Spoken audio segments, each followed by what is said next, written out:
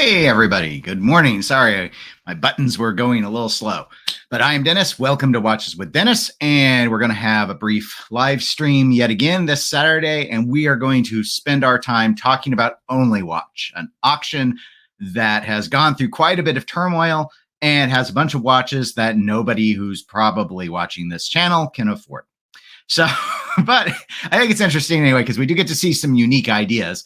And one of the nice things that I think probably is the primary, if I was to, I think if we were all to be honest, the main reason people would be interested in Only Watch is a lot of times what we see come out of it, a slightly different version ends up coming out as a production model or as a limited model that's actually obtainable in a lot of instances. And so I think people look to that to kind of get a sense of where the brands are going. And Only Watch often can provide some clues with that. But before we dive into that, just in terms of housekeeping stuff, not a lot to talk about. Early in the week, I did put out one video, another Q&A video. This one actually did not do particularly well. I'll share a link in the chat. But I think the reason was I went back to edit the title through the phone app. I don't usually do that. And apparently when I did it, because I did it on an older video as well, I wiped out the entire video description. Now I still had it saved, but I didn't notice it because why would I go back and look? So it turns out that the video just had a title and nothing else that YouTube could keyword off of. So that's probably why it hasn't performed particularly well, or it was just not very, very interesting.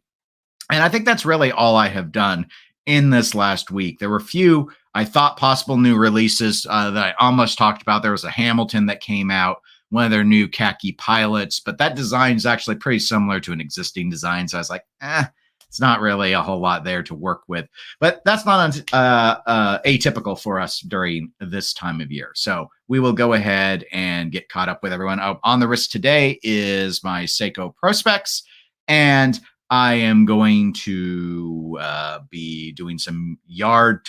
It's limb day. I was going to change a lamp out in the, I have a fluorescent the old office style, long tube fluorescents in my kitchen. And one of the bulbs burned out, or I thought it burned out, and I swapped the bulb and it still didn't work. So I thought I was going to have to replace the fixture today. I finally just moved the other bulb over, and it turns out that the lamp is fine. I just happened to have a brand new bulb that was bad, and the other one had burned out. What are the odds? But I'm glad I checked before I went and spent $32 on a new fixture.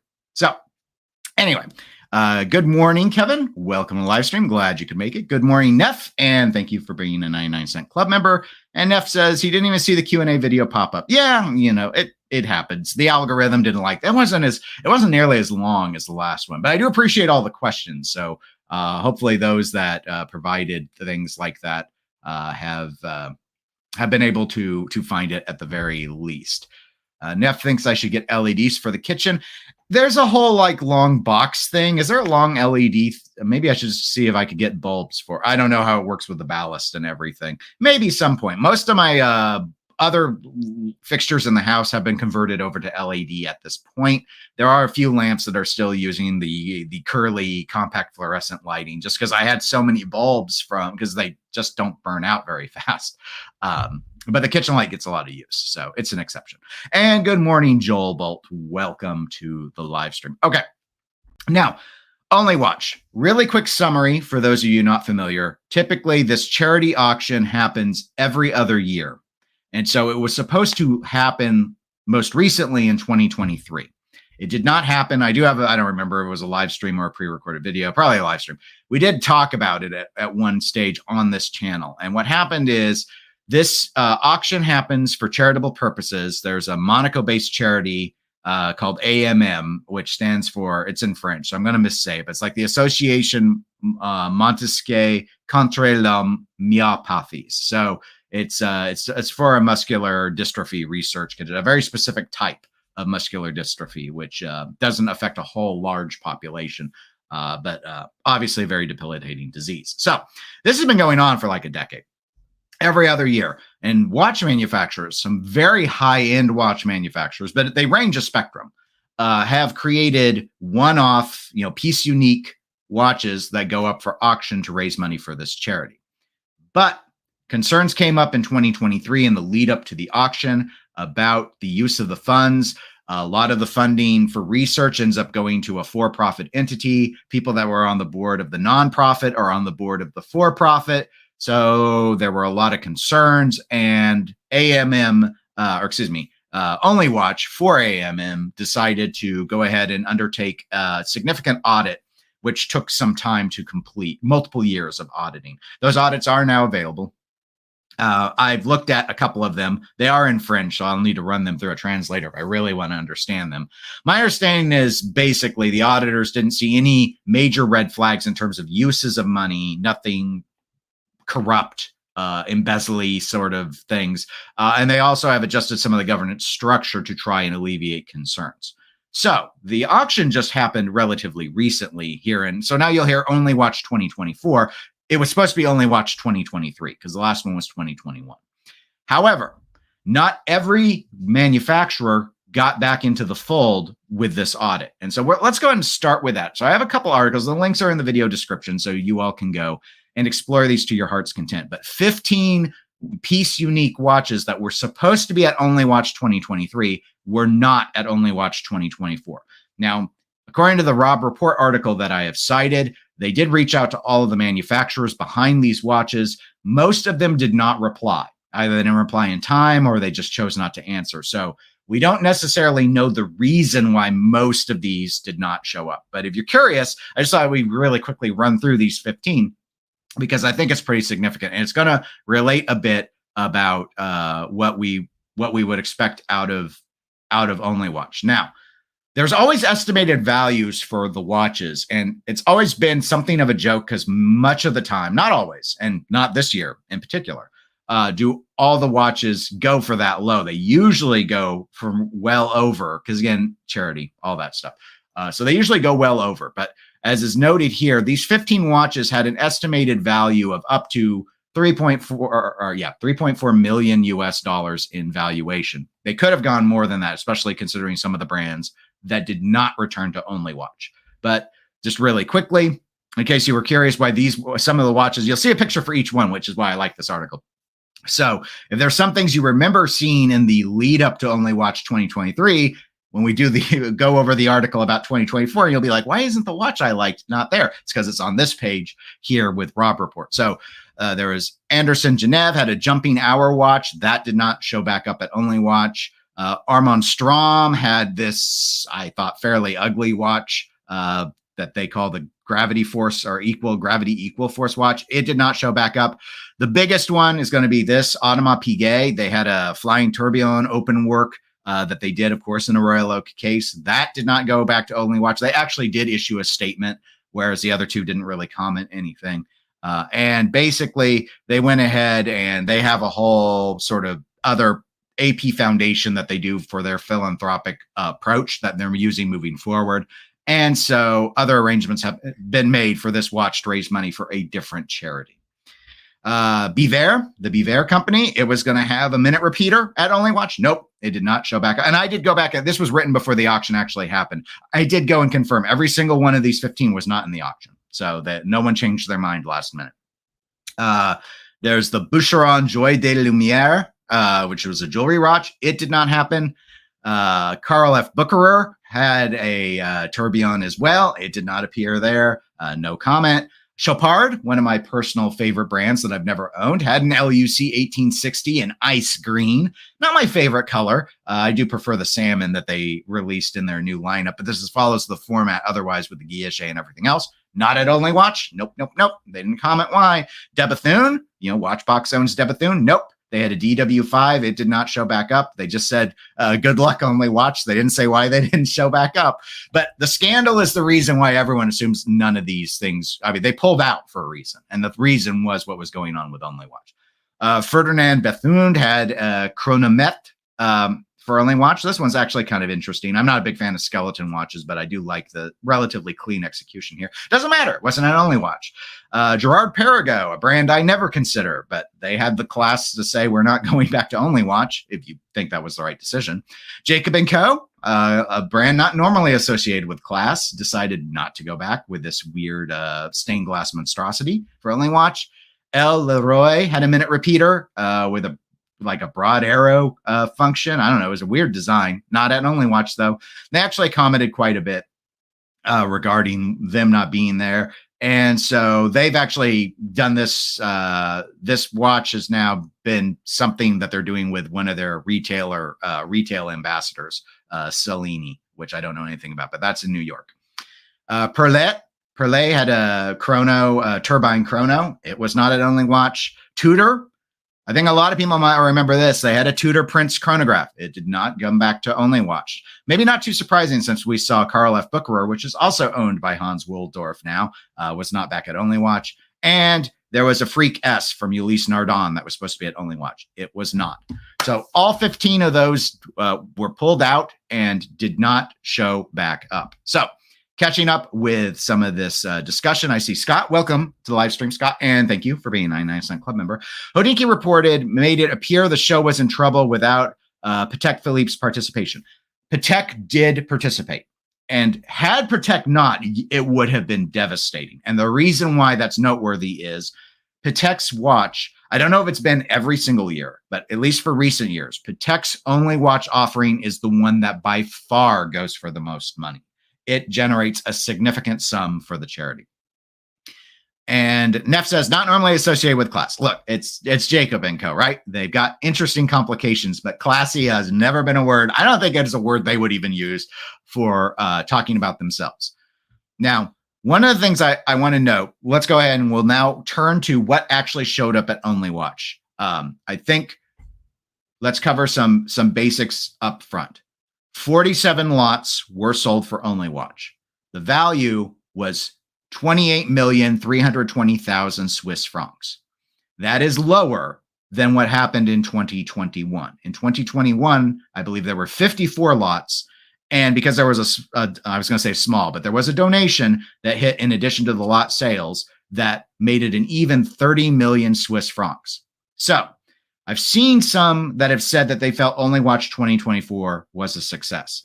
I agree in that I think it was successful in alleviating a lot of concerns involving the charity. However, after all the inflation that has happened in 2021, that the auction went forward with fewer lots and still raised less money, despite it only being a few shorter number on the lot count, is not a good sign for the charity. No one wants to have their main charity event perform worse than the prior iteration did. And it did by a couple $1 million, or excuse me, a couple million Swiss francs. I think that's pretty significant. Had those 15 watches we just talked about been at the auction, would they have broken the 2021 level? Yes, most likely they would have, but that is not what happened. So that being said, they got very, very close. So let's go ahead and we will jump over to what these, and these are alphabetical. I don't think I can blow up these photos. So this is World Tempest. And again, the video description has a link so you can go and explore any of this. Another thing we kind of talked about a little bit earlier was typically we see with these watches that they go over the estimated value. That happened a lot, but it didn't happen for everything. So there was a collaboration watch with Angelus, which is a company I've always been interested in, but always too expensive as well for me to want to go ahead and pull for. You can see it here in this sort of ox blood colored dial, reminiscent to me a bit of the Oris crown big dates that they like to, excuse me, the Oris Big Crown pointer dates. But this was estimated to go between 50 and 60,000 Swiss francs, and it did break that slightly. It went for 70,000. So that watch was one of the lots. Then there was Artia, which had this clear display skeletonized watch that I didn't remember was going to be in the auction. I don't know anything about Artia. I don't know how to say it, so I've said it two different ways now. But again, it beat expectation or estimate slightly. It was expected to go between 40 and 50,000. Went for 55,000. All values are in Swiss francs, by the way. So third on the list, Atelier des Chronométres. That went significantly for them above estimate. That was expected to be another 50 to 70,000 Swiss franc watch. It went for 115,000. I like this design. It kind of reminds me a little bit of the Chopard, like Chopard meets Régepe, which incidentally, Régepe watch was at Only Watch and did very well, but we won't get to that till we get to the R's. Brand Headlights, excuse me, welcome to the live stream, by the way, says, I would like to know what the colored Zenith Chronomaster Sports set sold for. Well, we will get to Zenith, but it will be one of the last ones because of the alphabetization of this list. Baltic, it also greatly exceeded expectations. I remember looking at this one in 2023 and thinking it looked pretty good. I would never go for this purple because I'm not a K-State grad, but I thought I actually like a lot of the looks that Baltic does, but it's known to be a lower cost watch brand. But again, it's a charity thing. These are piece uniques. It's expected to go between 20 and 30,000 Swiss francs. It went for 55,000. So not quite double the high end, but double the low, over double the low end. So pretty impressive out of them. There was Barbier Muller. I'm guessing that's how you say it. This one actually went within estimate. I don't know anything about this watch. Again, it's one I don't remember from 2023. It's expected to go between 150,000 and 250,000. It got up at the higher end, but it ended at 240,000 at Hammer. Incidentally, because this is charity, there are no additional auction fees. The price you see is the price that the person paid. Number 6, Bell & Ross. I vaguely remember this watch and didn't think anything of it because it was skeletonized and awfully colorful, but it went for estimate as well. It was expected to go between 45 and 55,000. It went for 55,000. Then there was Blancpain. People love these Blancpains, right? 50 fathoms. They finally, this year came out with 50 fathoms that were normal sizes, but I think this was one of those where it was a smaller case set than what was then the standard, and that was sort of the interest. 20 to 30,000 Swiss francs, went for 45,000, so it beat estimate by a decent amount as well. Joe Bolt says, despite inflation, fear of recession, and diminished overall hype with watches as investments, I'd say charity was a success. I agree that based off of what happened, I fully expect there to be another Only Watch. Now, I don't know if now the cycle's different and we're going to have Only Watch 2026 or they're going to do Only Watch 2025 and get back on the odd year cycle. I think that they did well enough that they're going to move forward. They saved enough face that they're going to move forward. However, I think despite even having the clean audit, the fact that 15 brands still stayed away and they could not, with all of the inflation that's happened, beating the dollar amount they raised in 2021 meant that they did have a setback, and it showed financially. But it wasn't much of a setback. But they surely had expected to make millions on top of what 2021 generated. And again, even if everything stayed within range, which is, again, something that you would at the very least expect, had those other 15 brands we talked about earlier on the stream been there, that'd have been another 3 million Swiss francs easily, another 3 million, and they just didn't have it. And it hurt them quite a bit. Koji, welcome to the live stream, and thank you also for being a 99 Club member. That's a great description for Atelier de Chronométrie. Beautiful lugs as well on that particular piece, and featured a titanium center rattrapante wheel. Really? Oh, so you knew about that watch. Nice.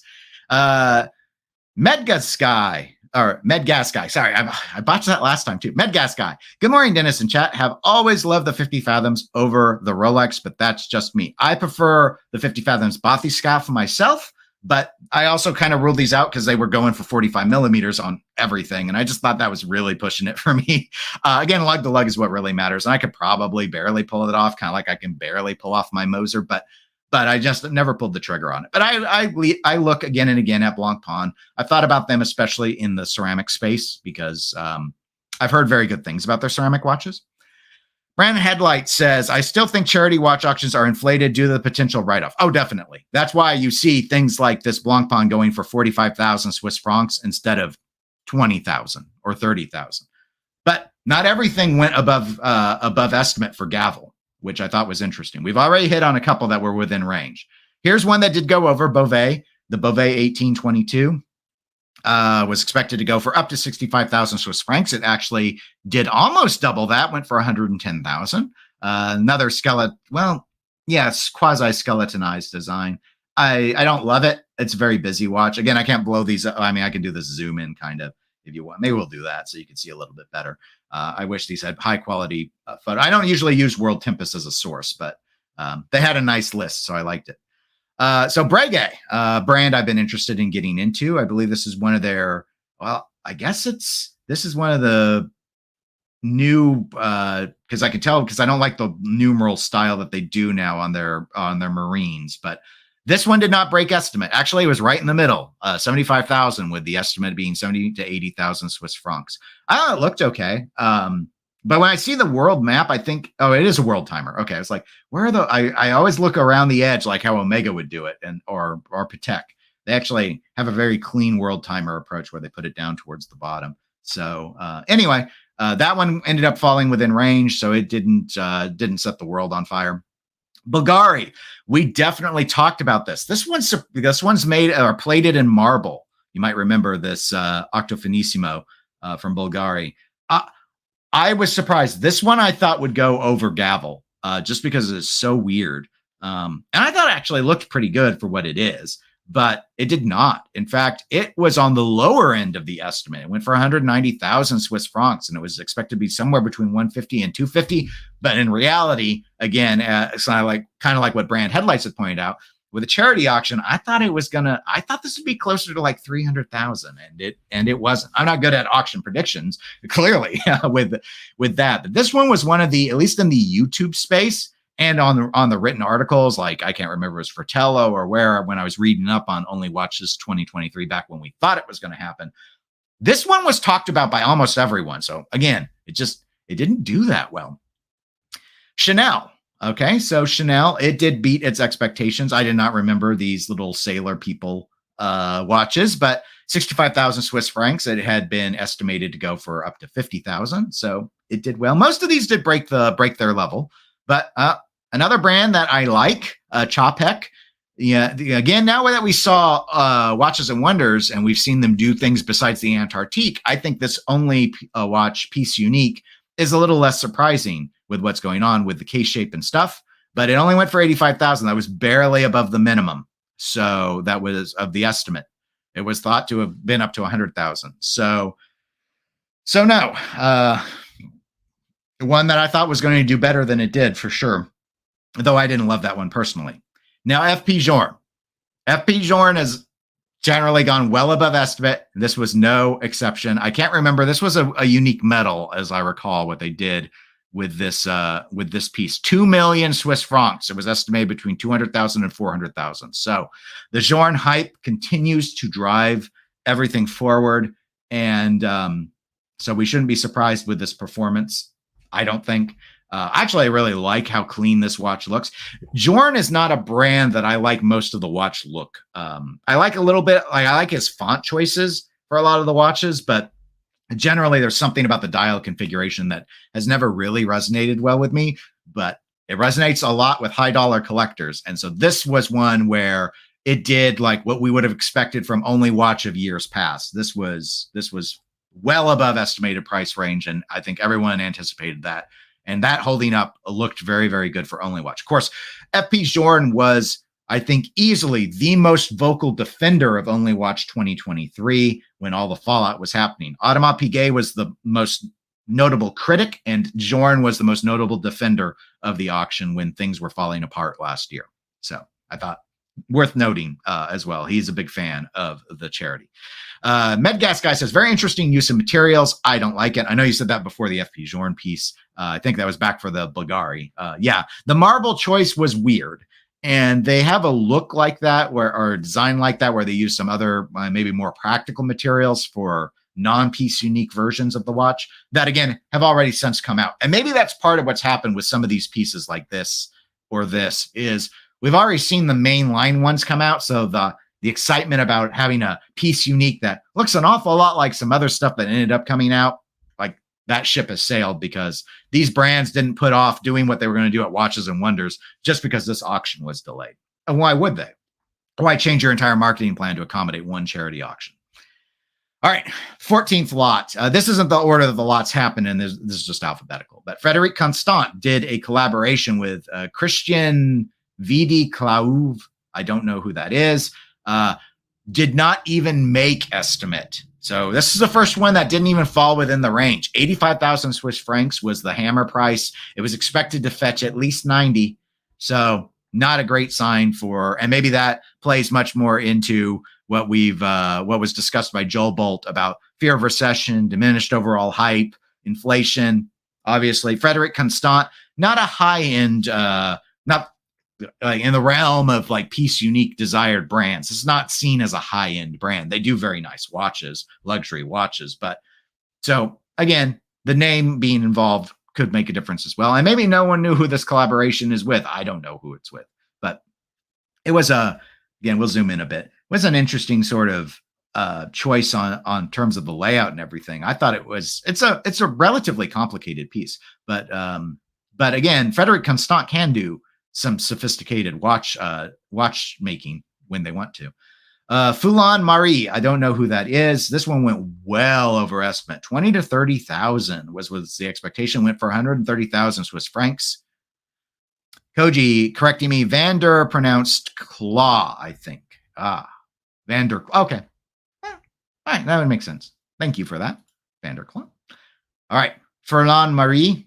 Well, 100,000 over the upper end of the estimate. I don't know anything about the brand, however, and I don't remember this watch when I looked at the lists last year. So I don't have anything to comment beyond that. Gerald Genta, well short of estimate. This had to be disappointing. I mean, a Mickey Mouse watch too. The Genta brand's been revived. They're trying to gear up to do things under the new approach. And here we go, 170,000 Swiss francs. Yes, a very expensive watch. However, they thought this would go for up to 500,000 Swiss francs, 350 to 500,000. 170. This might be the biggest. None of this is the biggest percentage drop or not. It might be. I think this, from what I recall, this is probably the biggest name with the biggest disappointment out of Only Watch. Just how short this came up. Jump hour, all that. I mean, it's like the Mickey golf watch from the old days, except here with the birthday cake and everything else going on. So pretty disappointing. Koji, pretty big fan of the Foulon. Okay. It looks clean. I don't know about the two subdials and this approach to it. I've seen some stuff. This reminds me a little bit of something I've seen out of Zenith, and just doesn't work for me. Brand Headlight says, don't buy a Mickey Mouse watch, buy the real deal. I don't know what the real deal is. A different jump hour. There are a lot of interest. I have one jump hour watch, but it's also a Goofy, not Goofy from Disney, Goofy in the sense that it's a playful watch from Mr. Jones watches, my pinball watch, Ricochet. Koji says, they make really nice vintage-inspired chronographs with mecha quartz movements. Okay. I've been hearing a lot of good things about mecha quartz. I've never owned it, but I also don't own much in the way of chronographs. So, Groenfeld, very respected brand, very respected performance. This is an interesting playful watch. It kind of reminds me of a tie-dye shirt or something, but very, very structured. But regardless, I've heard very good things about Groenfeld. I've looked at a number of their other watches. This is too playful for me for this sort of design choice. However, it did very well at auction. Was expected to go for up to 65,000, hammered at 140,000 Swiss francs. So very, very good result for them, unlike Gerald Genta. Then Moser, a very playful company. I remember really thinking this was a fun watch. This was their collaboration with MBNF, another company known for very playful watches. This is the one with the Panda DJ minute repeater. It's hard to see here, but this is a little panda bear who's got headphones and is working the turntables here over on the minute repeater part. So very, very playful watch. Did not beat estimate, however. Went for 380,000 Swiss francs. It was expected to go for up to 400,000. So not a look that I loved. I liked the idea of the playfulness. Streamliners, I've talked about it before. I like that it's different, but it's not from I don't like this integrated. I don't like the streamliner, I guess is maybe the best way to say it. And you can't really tell the time on it, which is something Moser does with like half their watches. But I did like the Panda. And I'm sure the dial is great. All the Moser dials look really, really great. Neff says that this Moser is hideous. It's hideous at letting you tell the time, which is why I wouldn't buy it. But it's got a DJ Panda, Neff. I mean, you can't hate pandas. They're nature's cute animal. Brand Headlight says this was a great collaboration with H. Moser. Extremely unique. You see, the Panda won Brand Headlights over Neff. You just got to come around and accept that it's, well, I mean, it clearly didn't enamor anyone to go for a great sum above and beyond. So I don't know. I always, minute repeater is actually my favorite complication. I don't know if I'll ever own one, but it is my favorite complication. Hermes, a brand that has gotten a lot of respect in horology lately over the last few years. Not my favorite design of theirs. I prefer the more conservative look. This is more what I think of when I think of a world time watch, where you've got all the cities around near the exterior of the dial, and everything else. Very little amount of the watch is dedicated to the time telling, but went above estimate, 60,000 Swiss francs. It was expected to go for up to 40,000. So that did pretty well.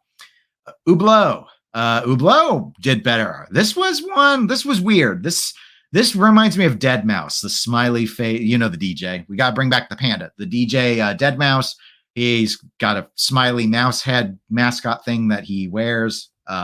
Anyway, this reminds me of Dead Mouse, but with flower petals around it. 420,000 Swiss francs, a little bit above estimate, so pretty good performance out of the brand. Jaquette Droz, I didn't even remember they were still making watches. I don't know, this is a Kiss-inspired Lick It Up themed watch. Yeah, well, I should have known. I'm like, yep, it says Rolling Stone. Okay, so the Rolling Stone watch. No, apparently everyone looked at that and said no. So 150,000 Swiss francs was the gavel price. It was expected to get at least 250,000. So another pretty big disappointment. Though Jaquette Droz's watches generally look really samey to me. I didn't remember they were still in business, quite frankly. Maybe no one did, and that's why I went for so little.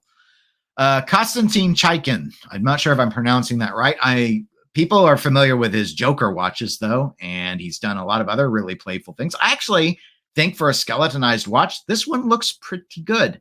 And the bidding agreed, and it went for 110,000 Swiss francs, not the upper end 50,000 of the estimate.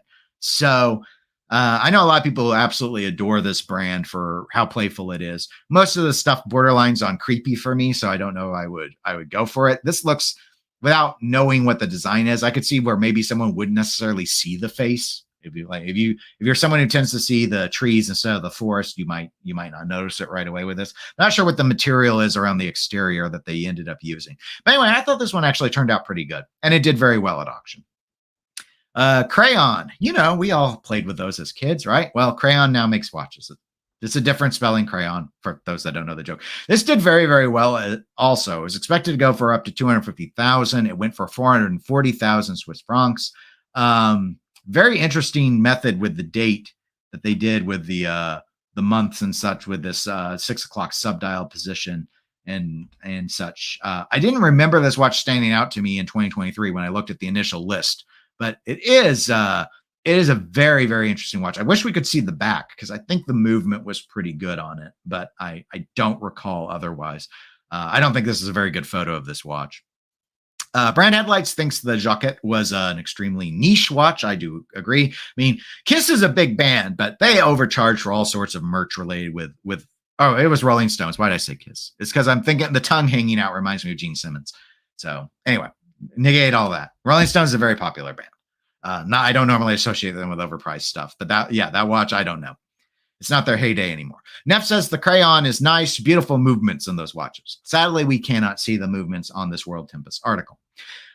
Next, Laurent Ferrier. I have looked at these watches. They do a lot of very, very nice steel watches outside of my price range, but I look at them sometimes just for the fun of it.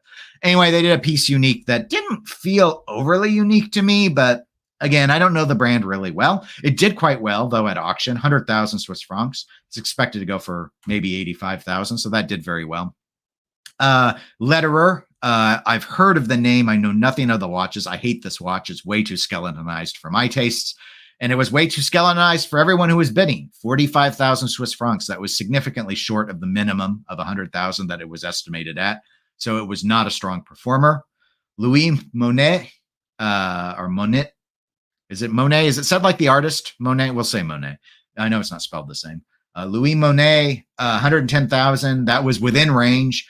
I remember this watch when it was first revealed because the markings with the color reminded me of the Audemars Piguet DJ mixing board watch. Obviously, it's not going with the same style, but just the way the colors and the rectangles were. It reminded me of that DJ mixer watch, which I thought was a ridiculous watch. Actually, a relatively cleanly executed Audemars that I wouldn't hate wearing, but I wasn't sure there was a market for it. But I've seen a few actually show up like on Instagram with people doing wrist shots. So I assume actually some folks have bought it.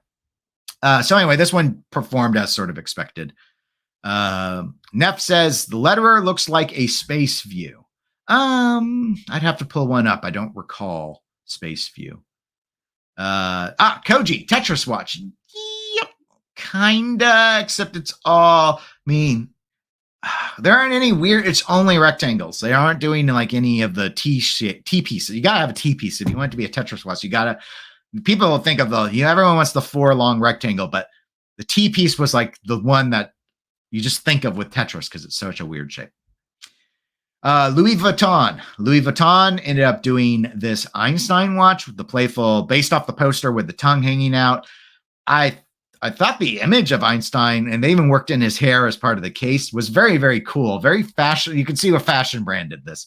So very fashion forward. I mean, but a little on the nose, writing only watch on the watch. So I didn't think it was going to be a big thing, but it did very well. It went for 700,000 Swiss francs. It was estimated at the high end at 440. So it definitely exceeded expectations. Joe Bolt says, Nico Leonard has the DJ watch. Are you a fan of his? No, I've seen some of his videos, but I am not a subscriber to his channel. He's the Pride and Pinion guy, right? Who sells watches. I've seen a few of his hot take videos and stuff before. It pops up in the algorithm feed, but I don't subscribe to it.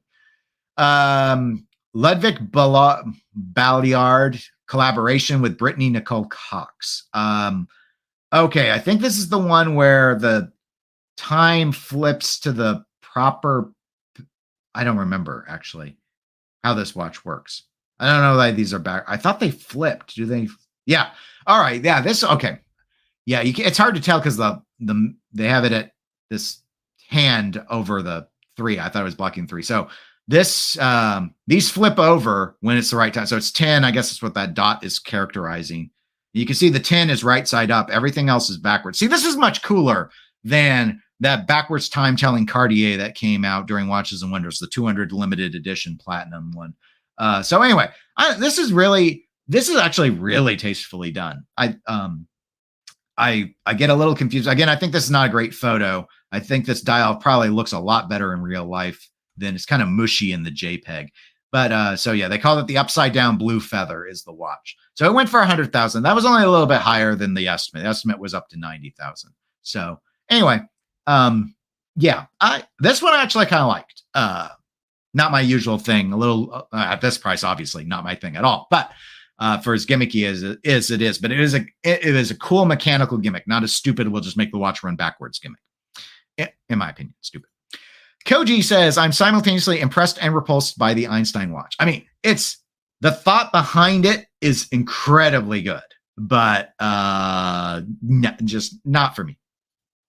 Scott says, there's definitely some interesting characters in watch media, Nico being one of them. Yes. Yeah, well, Nico's got like probably more subs than just about any watch channel out there. He clearly resonates with a lot of people. And again, I watch his stuff from time to time, but the loud scream at camera thing, it's not my style in general. So if the topic sounds interesting, yes, but I don't want to regularly just watch, and I really don't tend to care what celebrities wear. And I know he does a lot of those. So just not my style. Neff says $100,000 for a watch with an ETA 7001 in it. Oh, is that what's in it? Interesting. Joel Bolt says, besides you, Nico is GOAT. You don't need to throw me in the mix. With me and my 3,000 subs or however many I have. No, Nico can be GOAT, and I'll be another barnyard animal, some harmless one. I'll be the lamb chop, like the hand puppet. No, I can't do the lamb chop voice. I'm not even a good lamb chop. I don't know what sort of fun animal could I be? I was going to say comment below, but I really don't care. You don't need to comment. All right. Maurice Lecoy. This one went barely within estimate, 28,000 Swiss francs. It was expected to go over 25 to 35,000. Again, another one of these. There was another brand that did something like this, but put the time telling on the opposite side. This was the masterpiece. What they call it. The masterpiece. Only watched 2023. I'm a little surprised, actually, given what things didn't go for within estimate, that this one mustered this much money, but I just don't care for it. Some people, maybe it's the rainbowing color effect. That's been fairly popular. A lot of people kind of like that. Mont Blanc did not meet expectations. I finally realized that the watch names are below the picture, so that's why I'm scrolling a little bit more. This was their 1858 Geosphere Zero Oxygen Carbo. It looks okay. I don't love it, but it went for 22,000 Swiss francs. It was expected to get at least 25. So that was a disappointment. Moritz Grossman, heard a lot about them. I do like their dial choice. Fonts, I'm starting to appreciate a lot more with my whining about not wanting numerals cropped and such. I really like a good font. I like Breguet numerals and plays off of Breguet numerals. So I like this. Well above expectations, 88,000 Swiss francs. It was expected to go for up to 45,000. This was the tremblage. The only thing I really didn't like, and we can see it if we zoom in, is I don't like that they printed only watch in this big of a typeface here in the small seconds. I think I would have just left it cleaner and not had that at all. But yeah, overall, I liked it a lot. I'm a big fan of German watchmaking when it's not Bauhaus, and this is a German brand, and I think it looked really, really good.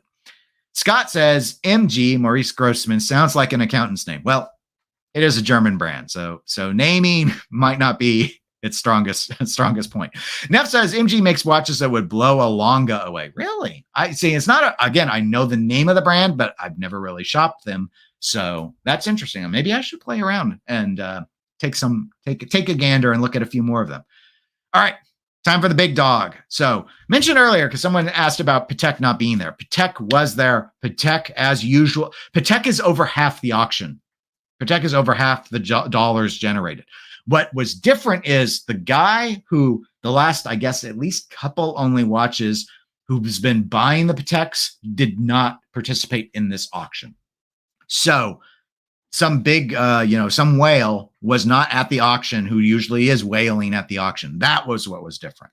But anyway, so this Patek estimated to go between 1.5 and 1.8 million. That estimated price, is the estimated retail price. It was known it was definitely going to go for more. It always goes for more. This is their Grande and Petite Sonnerie minute repeater. Very impressive watchmaking. Of course, it is Patek. 15.7 million Swiss francs. A beautiful piece.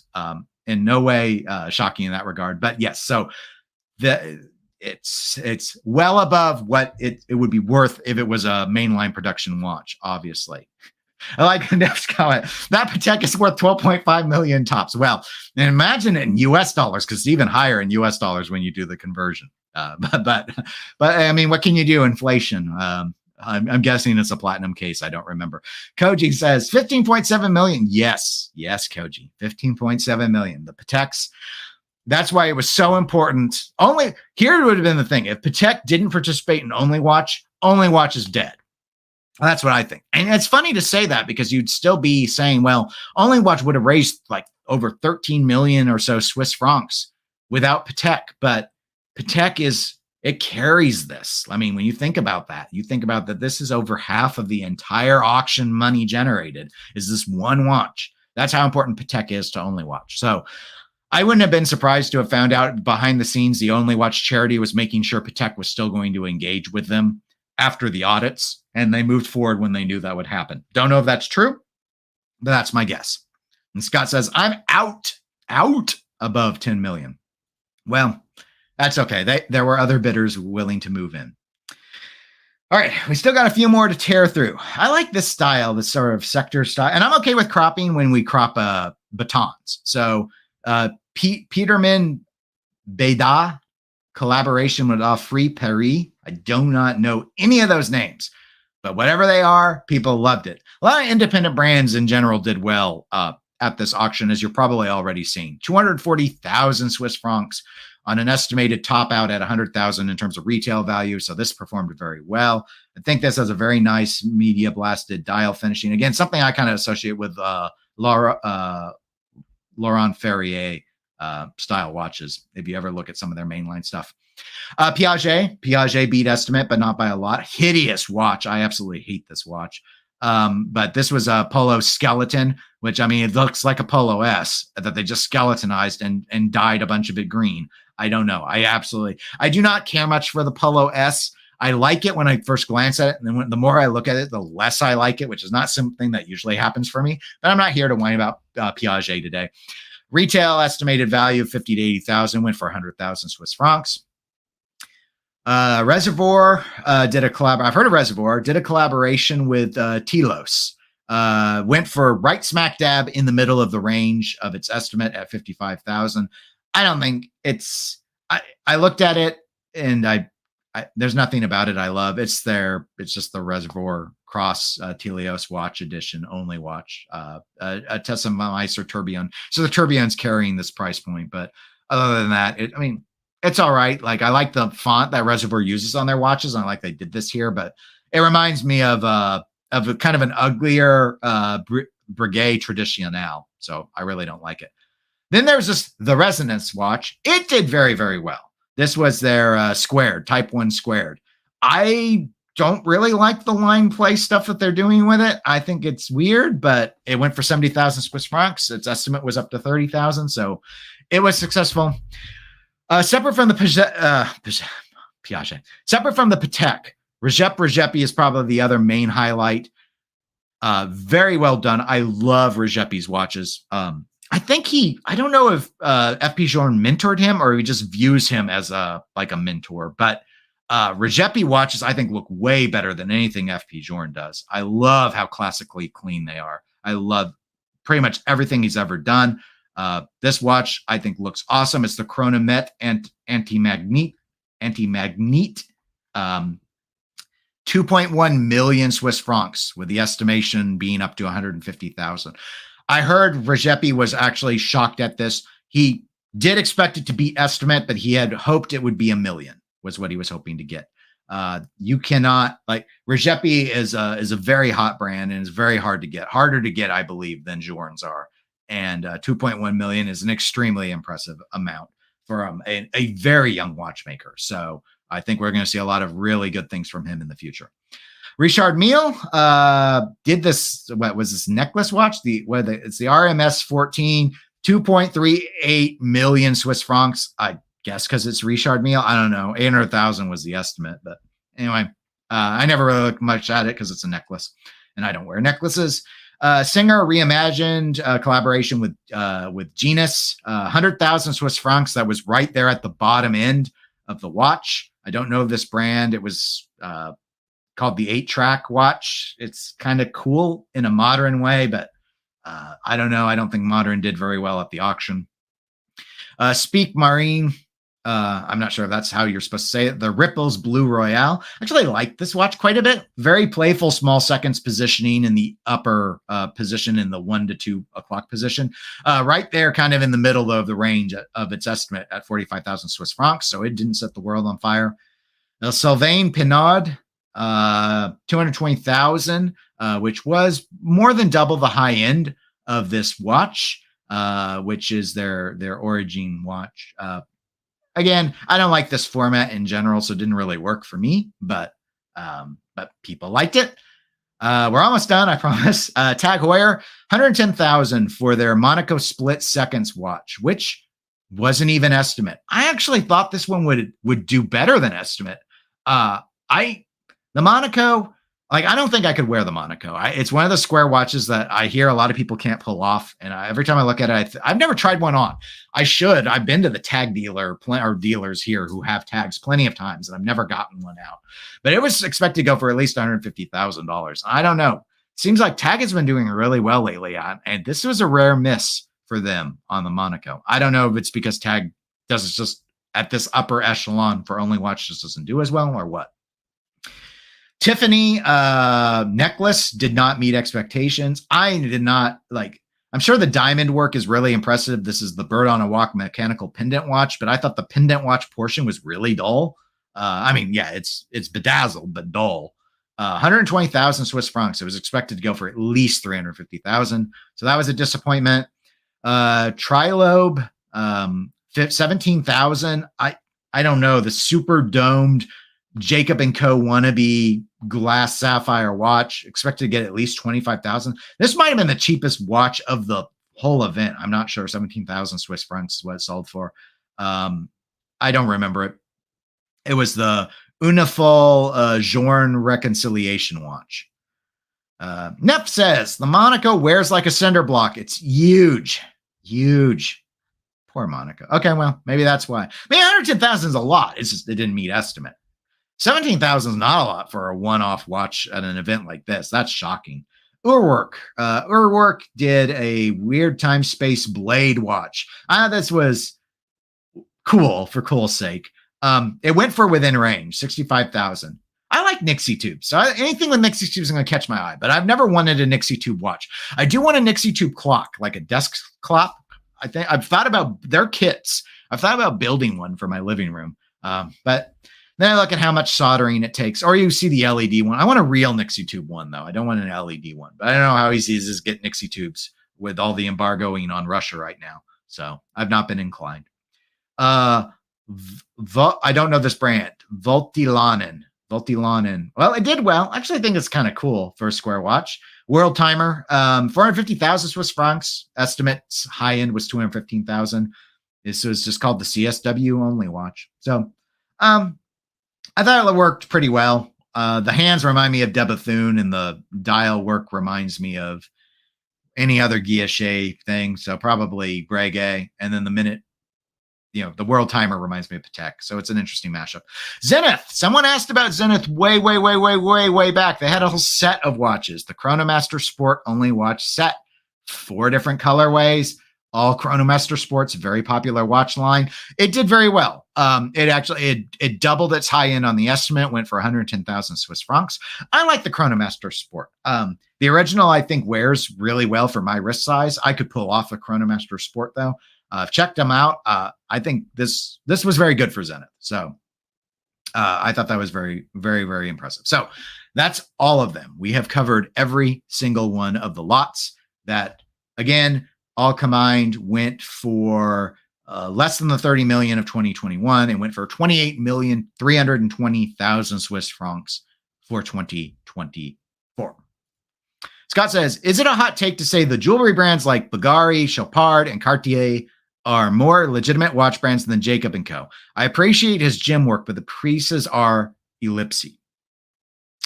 I'm going to touch on that. Brand Headlights says, wonder if they would split the set. I see. I think I'm not surprised that they didn't, because I know brands sometimes do submit multiple lots, but since it had never been identified that way and it was identified in a set originally, I think Zenith made the choice that they wanted it combined. Now, will the buyer split the set would be an interesting question. My guess would be no, since it was sold that way, but who knows? Is it a hot take? Probably not. I know one of the other 99 Cent Club members, Ken, does not think highly of brands that are not watchmakers first and foremost, that do other things. And I don't know. Be interesting to explore with him if his view is, if it starts as a watch brand and then gets into jewelry, is that okay? Or is it just when like fashion brands branch off into watches? I know his view is not alone. So, but I don't think your take, Scott, is a hot take. I actually think it depends a lot on the brand. So I am quite willing to consider jewelry brands that have proven themselves to do good horology to be top tier and above other brands that get into there are a dime a dozen micro brands that cannot match what some of these fashion watch or fashion brands that got into legitimate watchmaking can do. So in that regard, I think that there are jewelry brands that make better watches than other brands that make only watches, but it depends on what we're after. So like Cartier at its best, I think, is using third-party movements. They have done in-house movements. They've done relatively impressive in-house movements, but those movements don't seem to honestly set the world on fire. And quite frankly, Cartier's strength is its design language. Like, I think, and you all know, those of you who've watched me a lot, how much I hate skeletonized watches as a general rule. Also, as a general rule, in my opinion, no one makes a better looking skeletonized watch than Cartier does. And I think that's just because they're a fashion forward company. Now, I don't know, look at me and my t-shirts and stuff. I don't know anything about fashion. I'm not into fashion. I like watches, and that's about as far as it goes. So, others may disagree, but most skeletonized watches coming out of straight up watch manufacturers, I think, are pretty ugly. And then you see other instances like Chopard has a very impressive sports watch line. I don't think they all work, but Porsche Design has some pretty interesting designs as well. And you could argue whether or not they're a watch brand or what. I don't know what we describe them as, but they play in other spaces. Then there are other instances where you've got like Versace, whose watches are an abomination, and other like Louis Vuitton. All right, the Einstein watch was pretty clever that we talked about here, but again, is it really a nice watch? I'm not sure. Whereas Hermes has carved out a pretty good space for itself in terms of its watchmaking, but not everyone's going to be on board with it, and I think that's the thing. And some will be kind of like Ken's perspective, which is, if your mind isn't 100% on watchmaking, I don't trust that you can do good watchmaking.